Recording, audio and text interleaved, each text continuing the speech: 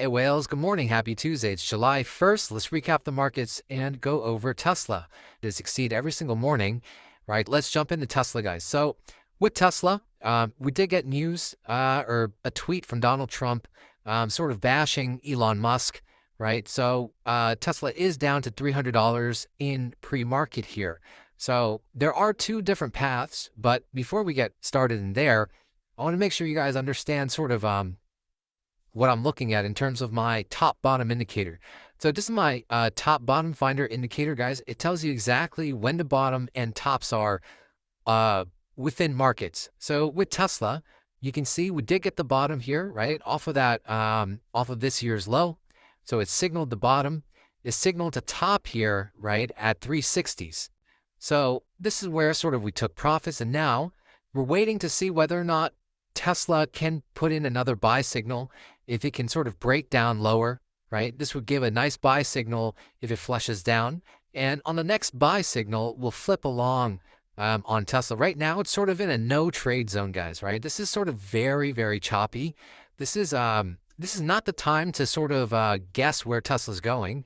It's in the middle of a range. There's really nothing here that signals to me is a high probability trade in terms of a swing trade, right? So if you're a swing trader, you want to wait for better clarity levels, especially for my buy positions.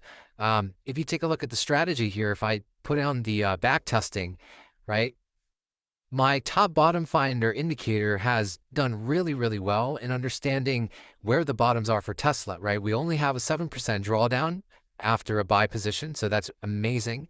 45 different trades, 88% win rate. So we're waiting for that buy signal to flip on Tesla. We don't know when it's going to be, but at these levels, it's a little bit riskier. I think there's better opportunities out there for swing trades rather than trying to buy a choppy level here on Tesla, okay? But for day trades, it is a good volatile name that provides some opportunities. So for day trading, if we go down to the 4-hour, 3-hour timeframes here, there are two paths that it can take.